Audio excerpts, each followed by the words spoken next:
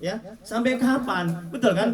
Capek hidup kita kalau terus mikiri dia. Nah, dia yang dipikiri enak-enak dia. Nah, kita yang stres. Betul kan? Ya. Yang ngapain kita kuliah jauh-jauh kan? Tinggi-tinggi S1. Kalau cuma hidup untuk mikirin orang, ya rugi kali lah. Masih banyak mesti kita pikiri. Betul, Bu? Yang mesti kita kerjakan. Habis energi kita untuk mikiri dia yang nggak suka sama kita, ya. Bukannya kita mati dia nolong, di alam barzah dia tolong, ada nggak ada. Bukannya kita makan sama dia, betul kan? Bukannya kita minta sama dia, betul kan Pak Haji? Ya kan Bu? Kita nggak ada minta sama dia makan, kita susah pun dia nggak mau tahu kadang. Nah itu artinya jangan pedulikan orang yang nggak suka sama kita. Ya, kita doakan, udah kita lupakan. Jangan kita ingat-ingat. Banyak ingat Allah, ingat manusia kotor hati, ingat Allah bersih hati. Gitu. Ya, ini tadi nih. Seorang menderita dalam hidup bila ia sibuk dengan penilaian orang, tidak sibuk dengan penilaian Allah. Sibuk dengan penilaian orang menyebabkan hati mati, tengok kan? Jangan sibuk dengan penilaian Allah menyebabkan hidupnya hati. Kalau kita sibuk dengan penilaian orang, apa kata orang, ya siap-siap lah kita menderita. Makin kotor hati itu, makin mati hati itu. Yakinlah. Kalau kita sibuk dengan penilaian orang. Sepanjang apa yang kita lakukan itu benar, menurut hukum-hukum agama, lakukan, jalankan. Ya, jangan pedulikan apa kata orang. Tapi ingat, kalau apa kata orang itu baik untuk kita, ya, untuk agama kita, maka juga harus kita turuti. Jangan kita nggak sholat orang bilang, kau sholat kenapa? Kita abaikan nasihat itu. Itu kan baik itu kan untuk kita kan. Wallahu a'lam. Silakan bertanya. Apa? Mikirin mantan? Mikirin mantan. Masya Allah. Mantan. Mantap kali itu pertanyaannya itu. Iya betul ya. Iya, bagus sekali itu pertanyaannya. Iya. Saya kok sampai nggak terpikiran begitu. Ini betul loh Bu. Banyak kejadian jemaah saya Bu. Iya. Kenapa? Karena salah satu yang sulit untuk dilupakan adalah mantan, apalagi cinta pertama. So sweet katanya kan. So sweet katanya. Iya. Ustaz ini kayak merasakan aja ya. Kita semuanya manusia kan, manusiawi itu kan. Itu. Jadi kalau kita ingat mantan, ini kajian pikir dulu saya jawab. Kita ingat mantan, kemudian naik syahwat kita, haram hukumnya. Udah? Nafsu naik hukumnya. Nafsu syahwat naik, haram. Tapi kalau kita ingat, sekedar ingat, kemudian lupa lagi, tidak apa-apa. Makanya manajemen hatinya ketika ingat istighfar, itu setan. Karena ingat mantan itu buruk, kan udah punya istri. Ngapa ingat mantan? Ingat istri aja lah. Ya makanya ucapkan auzubillahi minasyaitonir rajim, itu bisikan setan. Udah? Nah kemudian kita mohon sama Allah, ya Allah tolong ya Allah, lupakan aku ya Allah semua mantanku ya Allah. Berdoa. Jangan kuat-kuat dengar ibu nanti. Oh bapak banyak mantannya ya. Enggak apa-apa kan masa lalu ya, masa lalu ya kan. Ya gila. Mantan itu benci kali dengan kita. Benci itu. Ya. Ini kan kita tak boleh memikirkan bencinya tadi. Sesuai aja. Iya. Tapi kadang-kadang istri yang pertama. Iya, istri yang pertama. Bencinya itu.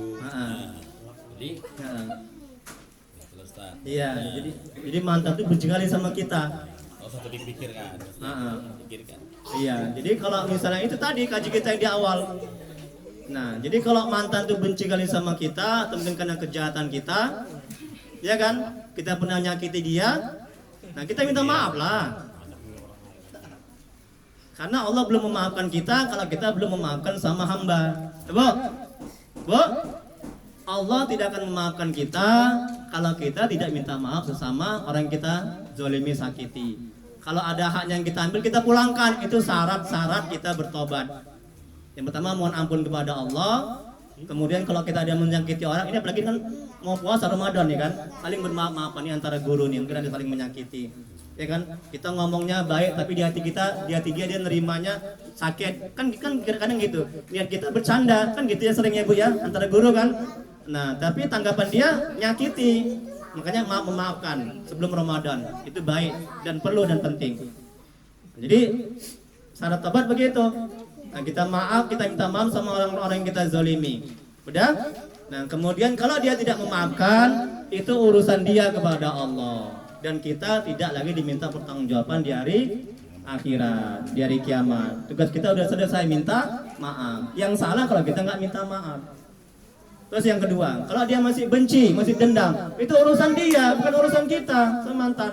Jangan kita ingat lagi, aduh kayak mana ya, mantanku ini dendam kali karena aku suka jolimi dia dulu, ya. Aku suka minta uang dia, aku suka, nah gitu. Ya. Jadi jangan kita stres, jangan kita menderita gara-gara dia tidak memaafkan kita, gara-gara dia benci sama kita. Nah, yang penting tugas kita sudah selesai, itu kita minta maaf. Dan kita serahkan sama Allah. Satu lagi Bu, dalam sholat kita doakan dia semoga diberikan hidayah sehingga terbuka pintu hatinya dan dia mau maafkan kita. Tapi tinggal lagi kita sudah nggak berdosa lagi. Nah gitu dia Pak Haji. Jangan terlalu dipikiri. Banyak mikir Allah, jangan mikir mantan. Banyak mikir mantan, nanti tadi hati kotor. Banyak mikir Allah, ingat Allah, hati bersih. Nah gitu dia. Ya? Boleh Ustaz. Silakan Pak Haji. Ini Pak Haji. Kata-kata. Anak Ya. yang menyakitkan hati Ya, orang tua. Oh, hati ya. Ayat. Ya. Itu gimana Ustaz, kita usah terpikirkan, langsung ke ibadah kita aja atau bekerja kita.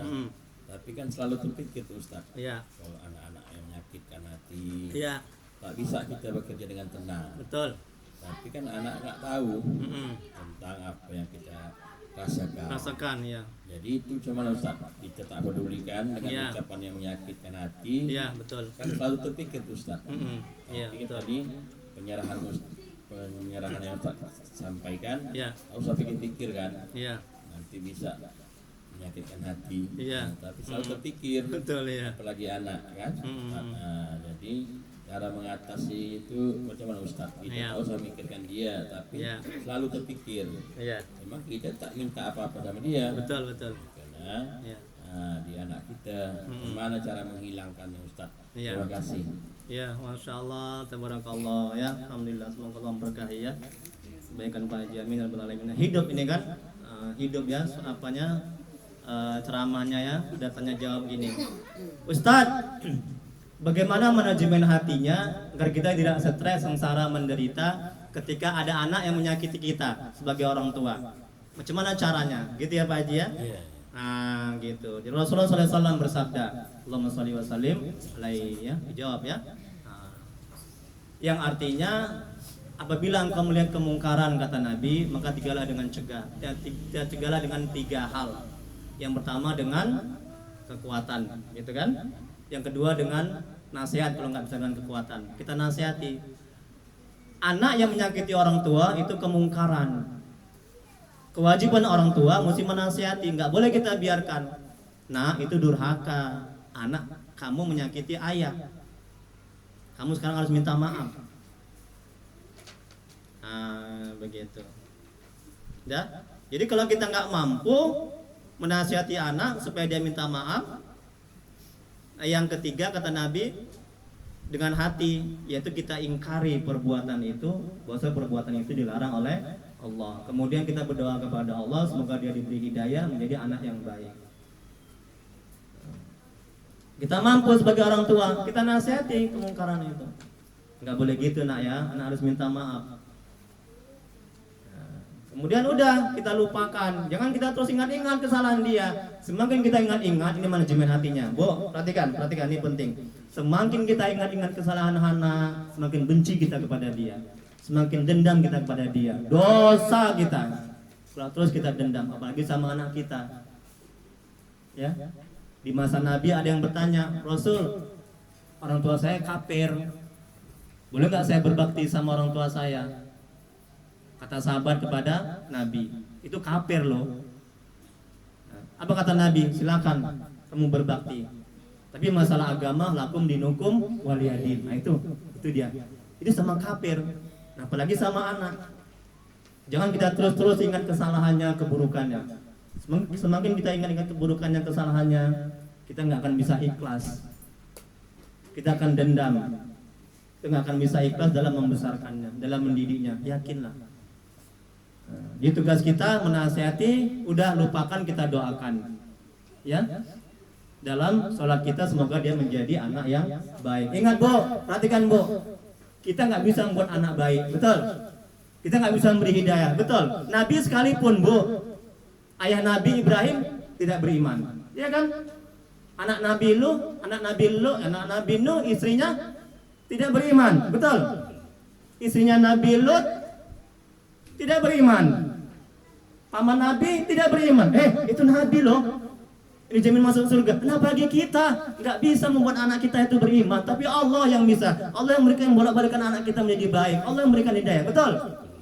Nggak tugas kita itu menjadikan anak kita itu taat, beriman. Tugas kita adalah mendidik, ya, menasihati, ya Allah, ya, demi Allah, banyak yang curhat sama saya, stres orang tua ini, sampai ada yang membunuh diri. Kenapa? Karena dia bersandar, bergantung kepada kekuatannya dalam mendidik anak, tidak bergantung kepada Allah. Dia stres, anaknya belum taat, istrinya belum taat, ayahnya belum soleh. Saya bilang, Bu, nggak bisa ibu menjadikan anak itu soleh, Bu. Bukan itu tugas ibu, saya bilang. Ini manajemen hatinya supaya paham ini Pak, Bu. Ya. Tapi Allah yang berikan hidayah, petunjuk, yang membuat anak itu soleh. Makanya kita sebagai orang tua, perbanyak amal ibadah kita, ketaatan kita kepada Allah. Kalau kita udah taat, kira-kira doa kita makbul nggak? Jawab dulu Bu. Makbul nggak? Betul kan? Nah kalau kita udah taat, apa yang kita minta? Ya Allah tolong ya Allah, anakku bandel kali ya Allah, beri dia hidayah ya Allah. Nggak akan mungkin nggak diijabah. Ya, makanya untuk anak itu baik, orang tuanya dulu baik. Karena anak nggak akan baik kalau orang tuanya belum baik. Itu harus diingat. Jadi hati akal pikiran kita jangan terfokus pada keburukan anak. Kalau itu yang kita lakukan, demi Allah stres kita. Ini tolong dipahami. Karena banyak jemaah saya yang stres. Ibu udah sholat belum? Udah baik belum? Saya bilang begitu. Mimpi Bu, anak ibu menjadi baik kalau ibunya nggak taat. Ya, stres kita Pak, demi Allah. Kita hanya fokus sama keburukan istri aja. Ya, sementara keburukan kita ini banyak. Kita ini nggak taat. Emang kita nabi-nabi aja nggak bisa memberikan hidayah, apalagi kita. Wallahu a'lam, begitu ya. Yang sudah mau azan, kita tutup dengan doa. Baik ya, insya Allah dalam waktu kita. Nanti boleh juga bertanya, itu ada WA grup kan, bisa masuk di grup saya manajemen hati. Kapan juga bisa bertanya ya di situ di WA grup itu.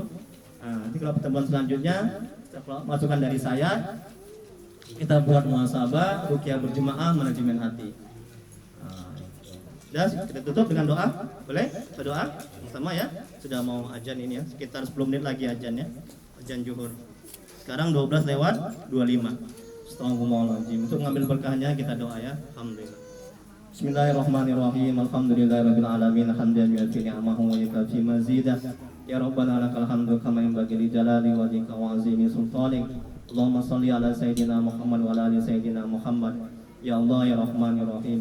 Dengan keberkahan dan kemuliaan Nabi Muhammad sallallahu alaihi wasallam, keluarga dan sahabat-sahabatnya. Dengan keberkahan dan kemuliaan Syekh Abdul Qadir Al-Jailani. Ampuni ya Allah dosa kedua orang tua kami ya Allah. Ampuni sebusuk apapun masa lalu mereka. Terima amal ibadah mereka. Terima tobat mereka. Kasihlah mereka ya Allah. Ya Allah, ampuni dosa orang tua kami yang telah mendahului kami ya Rabb. Lapangkan kuburan mereka ya Allah. Jauhkan mereka dari siksa kubur-Mu ya Rabb. Jadikan kuburan mereka taman-taman surga-Mu ya Rabb. Ya Allah, ampuni dosa-dosa kami ya Allah. Ampuni sebusuk apapun masa lalu kami ya Allah. Terima tobat kami ya Allah. Kasihanilah kami ya Allah. Mudahkan rezeki kami dan berkahi, mudahkan urusan kami dan berkahi, panjangkan umur kami dan berkahi ya Allah. Ya Allah, tolong ya Allah, jadikan keluarga kami keluarga yang sakinah mawaddah warahmah. Jadikan anak-anak kami anak yang soleh dan solehah ya Allah. Jauhkan kami dari musibah dan bala bencana. Jauhkan kami ya Allah dari perbuatan syaitan, jin dan orang-orang yang berniat jahat kepada kami ya Rabb. Ya Allah, tolong ya Allah, tetapkan hati kami agar bisa istiqomah di jalan-Mu ya Rabb. Mudahkan kami untuk bisa taat kepada-Mu ya Rabb. Rabbana atina fid dunya hasanah wa fil akhirati hasanah wa qina azabannar. Wa sallallahu ala sayyidina Muhammad wa ala alihi wasallam. Subhana rabbika rabbil izzati amma yasifun wa salamun alal mursalin walhamdulillahi rabbil alamin. Bila kurang saya mohon maaf. Assalamualaikum warahmatullahi wabarakatuh.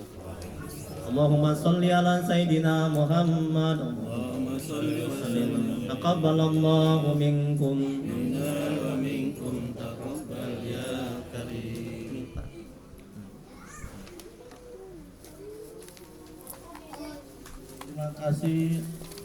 Terima kasih pada Al Ustadz yang telah menyampaikan dari muhasabah dan ceramah serta tanya jawab. Semoga apa yang disampaikan oleh Al Ustadz dapat bermanfaat dan dapat kita laksanakan dalam kehidupan sehari-hari. Baiklah, karena